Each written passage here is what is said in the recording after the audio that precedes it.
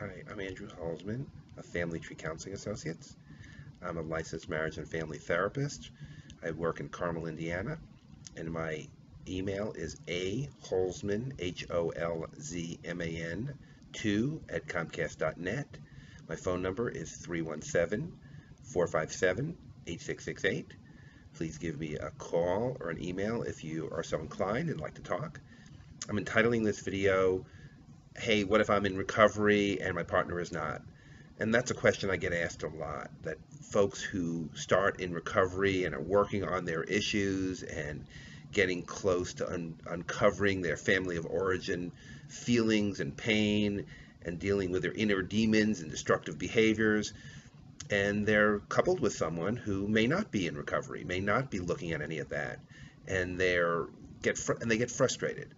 So your partner is not working on the same things you're working on, and you're having to deal with the same traditional, rigid ways of acting with this partner because they seem very stuck. So it would be understandable to be frustrated. It would be understandable to be upset about that. One of the things that's important to know is that there are different levels of recovery. And in the first level of recovery, you're pretty clueless. You're just starting out and you're still kind of stuck in the place where you cut off when you get hurt and sad and angry, or you rage. So those are the reactive behaviors that we often talk about. And reactivity, of course, as you can realize, is not a very good thing, but people get reactive. People get frustrated. People get angry and hurt, and they don't see any out.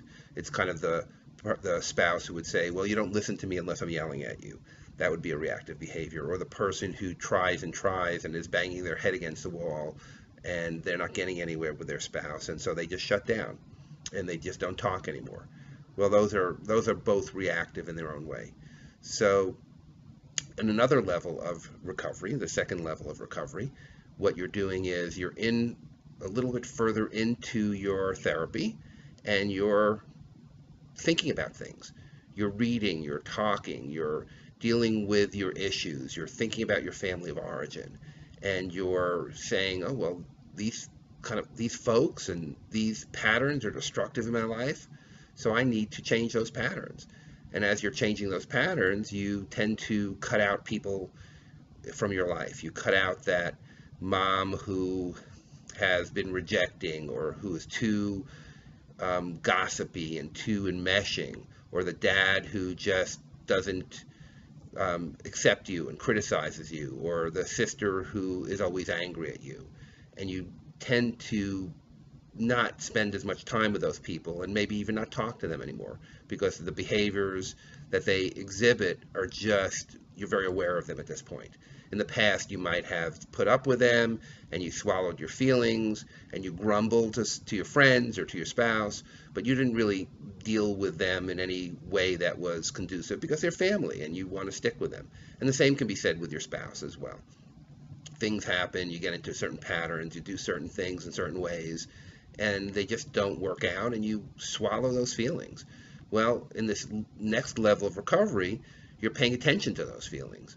And so you're thinking, well, what's the best way to handle not having this pain in my life? And of course, it would make sense to not have that pain in your life, to exclude those people from your life. And that's what people tend to do. And it tends to go on for quite a while as a person is in this level of recovery. Unfortunately, you can't exclude all of these people from your life, or at least not for a long period of time. What tends to happen is you think, okay, well, it's the holidays, I'm going to let them back in and I'm going to spend time with them, and the same things happen over and over again. So the brother who tends to explode at Thanksgiving dinner, and you just get angry and leave in a huff, and you just never want to talk to him again until maybe the next holiday, and you're back again and the same thing happens, and it's just a pattern that repeats itself. So the difficulty with this kind of working on yourself and excluding people is it isn't really something you can do for a long period of time. Usually most people can't, and you tend to feel that pull of the family. You tend to feel that need to try again and reconnect. And the same can be said with your spouse. If you're in this place where your partner is not working on themselves and you're working on yourself and you're banging your head against the wall, it seems, and you're frustrated, you try to do the therapeutic thing and you try to talk without reactivity and you try to deal with that person in a way that seems healthy, but they don't buy it. They don't go for it. So then it breaks down and you just either do what you've done before, which is either cut off, shut down, or you get reactive, explode in the other way. So truly the end result of this is the third and the next level of recovery, which is when you've worked on yourself for long enough and you really have a lot of emotional recovery under your belt, you're able to have these folks in your life. You're able to include that reactive dad or that, enmeshing mom or that partner who is just not getting it. And you're able to include them because you are proactive. You are able to say to them, okay, this is what's going on. This is what I need. This is my feelings. This is kind of if we go to holiday dinner, if we're there for Christmas, I want these things to happen. I mean, you're not bossing people around, but you're saying, here are my boundaries.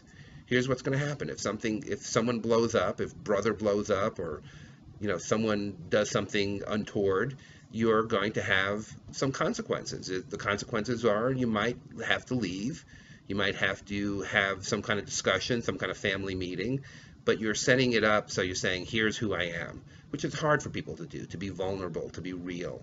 And you're doing that with your spouse as well. You're saying, okay, here's what I need. And then there should be consequences. There should be emotional consequences when things don't work out. And a lot of people really don't get that very well. They think, okay, if I state my needs, if I state my feelings, that should be enough. And that's that second level of recovery where you're really working on yourself and you're looking at yourself and you're hoping the other person can accept what you're talking about and hear your pain. Well, they have their own pain and they may not hear it so well.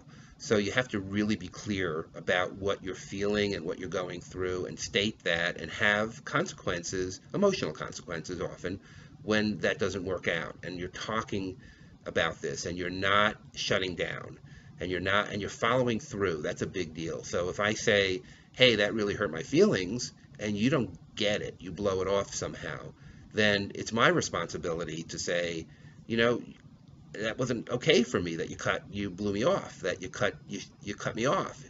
I have to follow through with what I'm talking about. And that's this next level of recovery where you're able to follow through and set consequences and take care of yourself, whether it's with your family of origin or with your spouse. So back to the question, what happens if your partner is not in recovery? Well, the answer is the same as it's always going to be. If you're in recovery, then your partner is in recovery. If you're truly in recovery, then your partner is in recovery.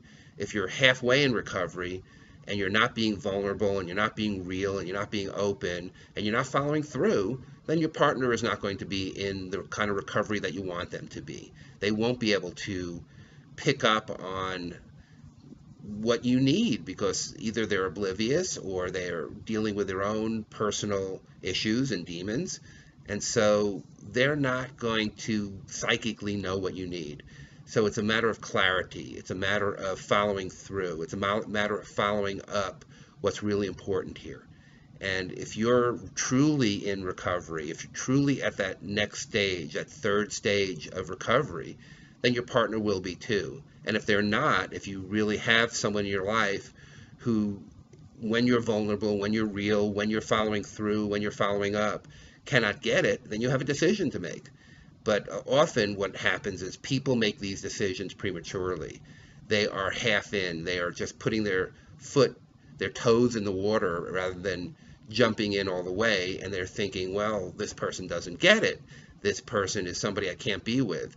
And that I see a lot. And in recovery, the people who succeed in their relationship are the people who really work at being vulnerable and work at being open and work at caring about their recovery enough that they're not shuffling it off to somebody else. They're not expecting this other person to do it for them.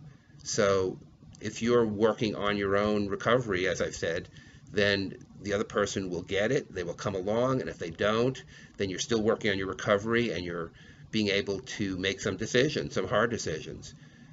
But that's, for most people, they really get a good response when they're open and they're vulnerable and they're real.